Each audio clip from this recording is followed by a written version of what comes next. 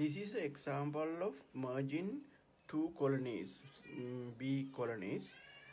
So the strong colony and weak colony.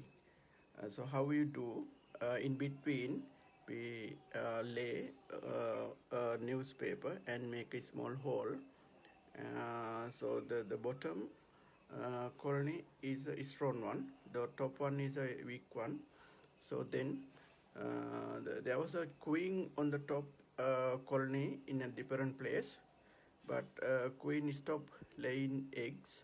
Therefore, I remove the queen and merge two colonies into one.